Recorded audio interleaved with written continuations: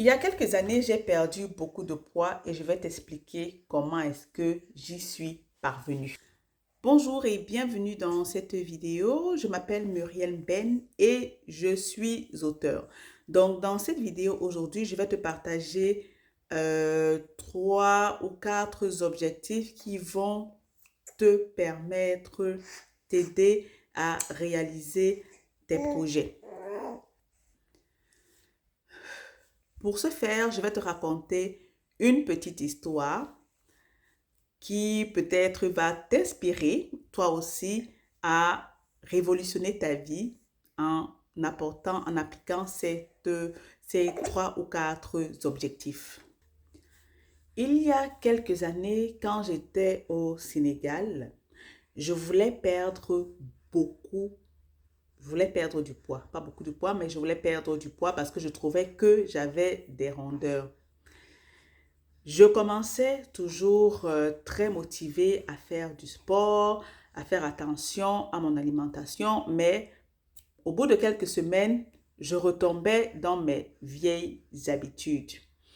Je n'y arrivais pas toujours. Et bien sûr, quand je mangeais mes sucreries, j'avais toujours une excuse de prête. Oh, ça va me permettre de me sentir bien. Oh, je vais juste prendre un chocolat ici. Oh, je vais juste prendre un biscuit là. Mais le problème, c'est que on crée des habitudes, des mauvaises habitudes. On crée des mauvaises routines qui fait que à un moment donné, on est embrigadé on est comme piégé dans ça et on a du mal à s'en sortir. Et on continue sa vie, on continue sa vie. Bien sûr, les kilos on continue à magasiner des kilos et on a toujours des excuses. Ok, ça va, c'est pas grave, je me sens bien, mais alors qu'au contraire, on ne se sent pas du tout bien. Et on continue son petit bonhomme de chemin jusqu'au jour où vient Madame Frustration, la frustration. Pour beaucoup, ça peut être contre-productif parce que ça peut bloquer l'esprit. On se sent, mine de rien, quand on est frustré, on se sent mal, on s'en veut. Psychologiquement, ça ne va pas. Mais aujourd'hui, je viens vous dire, et si vous utilisiez plutôt la frustration à votre avantage pour avancer dans vos projets. Donc, ce qui s'est passé, c'est que un jour, Madame Frustration est arrivée à ma porte et elle a frappé. J'étais en train d'aller à l'université, je me souviens, je pense que j'avais quelque chose, du chocolat en main et tout. Et puis là, je me suis dit, j'en ai marre. J'en ai marre de continuer dans cette lancée-là, de toujours me dire, je veux perdre du poids, mais de ne jamais rien faire pour y arriver, ou bien de faire les choses à moitié et à me décourager en cours de route. Donc là, j'ai dit, stop. Ce que j'ai donc fait, c'est que j'ai pris ce que je mangeais et je l'ai jeté à la poubelle. Donc, comme on le voit dans ce cas ici, la frustration est un outil qui peut nous aider justement à avancer parce que quand on se fixe ces objectifs, voici comment on peut utiliser la frustration. On peut se dire, OK, me voici comment ce projet. Il faut que j'arrive à son terme parce que je veux éviter la frustration, parce que si j'atteins cet objectif-là, je vais me sentir bien. Donc déjà, de se dire, OK, je ne veux pas de frustration, je ne veux pas être frustré, je veux me sentir bien, c'est un moyen d'utiliser la frustration à son avantage, d'utiliser la frustration comme un outil de motivation pour rester concentré et être constant dans l'élaboration de ses objectifs. Donc, l'autre chose maintenant, OK, maintenant on a pris la décision d'y aller, go, go, go, go, go. Comment est-ce que je fais maintenant? Comment est-ce que j'ai donc fait pour atteindre, pour perdre quelques kilos en 2000? Donc, je sais plus en quelle année c'était en 2000 quelque chose, etc. Mais je peux vous dire que j'ai réussi à perdre des kilos, mon ventre est devenu plat. C'était la première fois dans ma vie que j'arrivais à avoir un ventre pas plat et des cuisses galbées. Donc, je suis frustrée, qu'est-ce que je fais? Donc, je me dis, OK, je vais remplacer tout ce que je mange déjà les mauvaises choses par des bons aliments. Donc, j'ai commencé à manger plus de fruits, j'ai commencé à manger plus de légumes. Donc, ce qu'il faut faire, donc, c'est de remplacer les mauvaises habitudes par de bonnes habitudes. Donc, dans ce cas de figure, j'ai remplacé les mauvais aliments par les bons aliments.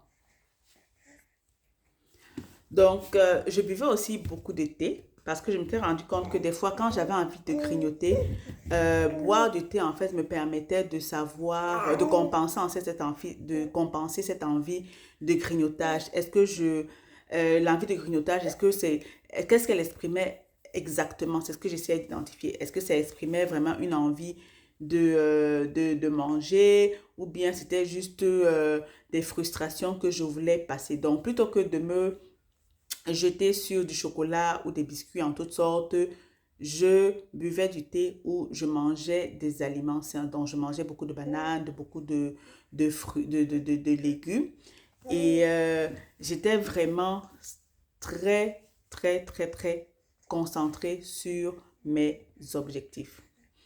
L'autre chose, en fait, la deuxième chose, on peut dire, si on compte la frustration, ce serait la troisième chose, en fait, c'est de remplacer, de se faire des mini récompenses. C'est de se dire, OK, si j'arrive peut-être pendant toute la semaine à manger sainement, peut-être le week-end, je peux me faire plaisir en allant au cinéma, je peux me faire plaisir en...